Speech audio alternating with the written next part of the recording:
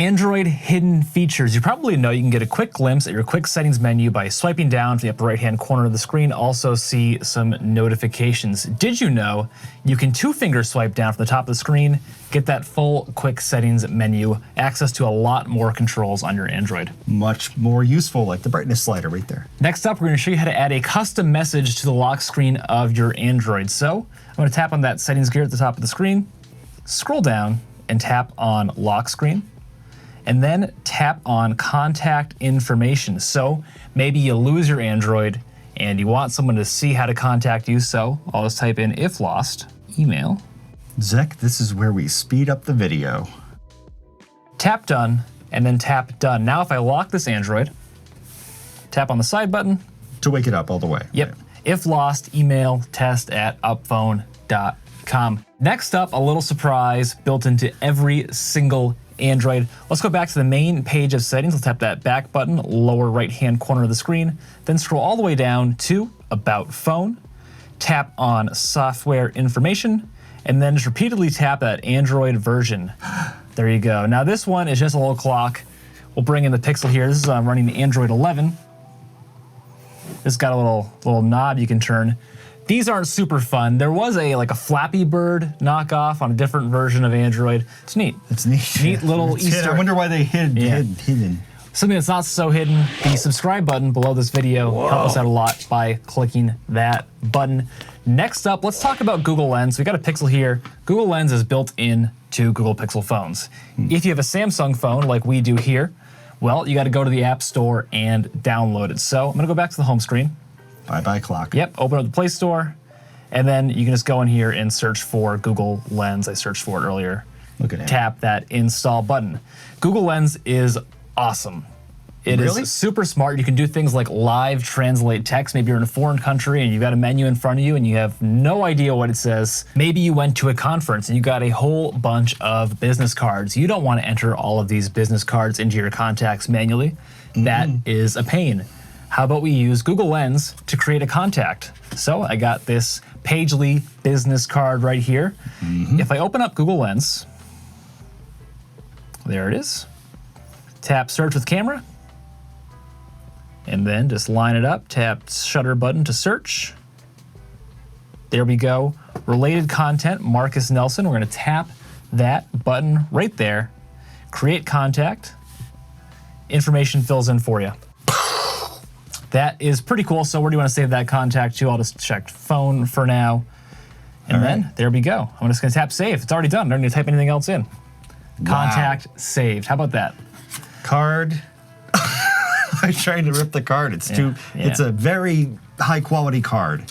Card ripped up. Yeah, Google Lens can do a whole bunch of really cool stuff. It's not just contacts and live translations. Check it out, mess around with it. I think you're really going to enjoy it. Next couple of hidden features are keyboard features. So first up, the one-handed keyboard. Phones are getting bigger and bigger and bigger. And hands are getting smaller and smaller and smaller. And Leon's getting larger.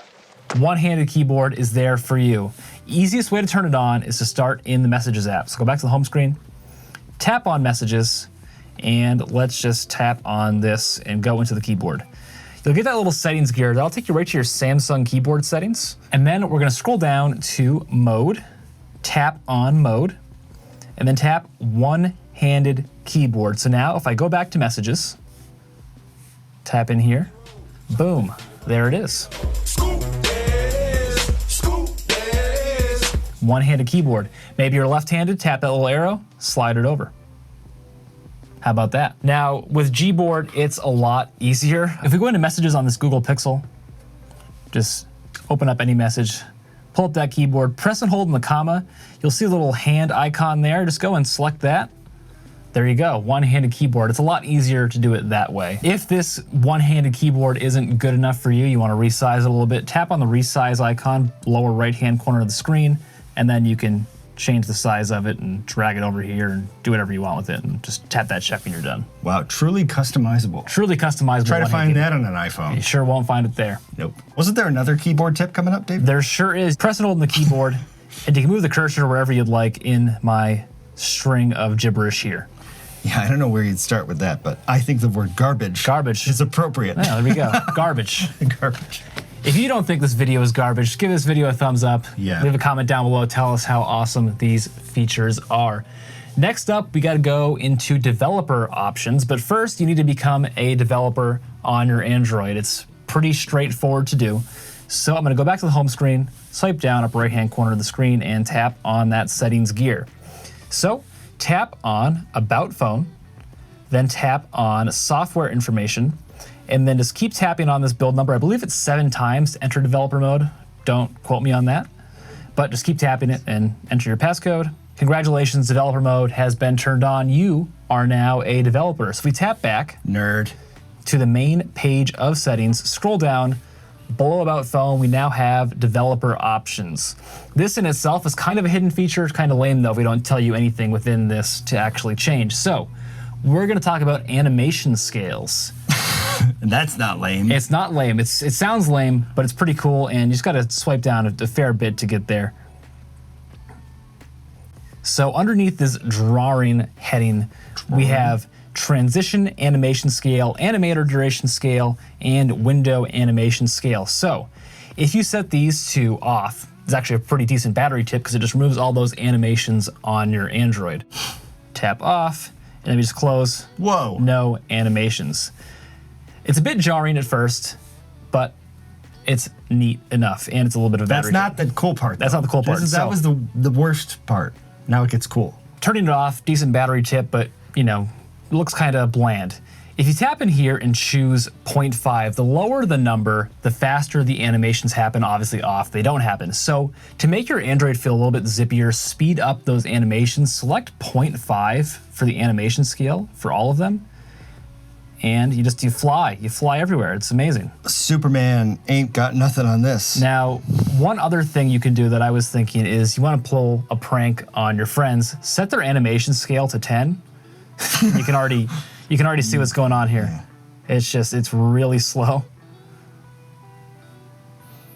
And they'll get freaked out and they'll say, why is my Android, behaving like this? And it's a little trippy. Next, we're going to calculator. So let's go back to the home screen. We got those 10x animations, so it's a little slow. And I'm gonna open up my apps here. Gonna tap on calculator. So you've got this boring old calculator. What happens when you rotate it? Scientific calculator. All you need to do is rotate your Android, get a whole bunch of new functions. This just gives me anxiety. It's like I'm back in whatever math course I was back in pre-calc. Those are some Android hidden features. Leave a comment down below any features that we missed that you want to tell us about. Maybe we'll do a follow-up video in a few months. More Android hidden features you didn't know about. And we would love it if you joined this channel by clicking that big join button below. Now, be warned, a lot of the people who join this channel are iPhone users, but they're friendly. And we're friendly users too. So if anybody gives you any grief after you join, just tell them that they're gonna have to deal with us. Yeah. Yeah. I like Android sometimes, not this phone, but the Pixel phone is pretty good. Pixel's a great phone. Pixel's a great phone. This phone. This is the worst phone. Ooh, there you go. Thanks for watching.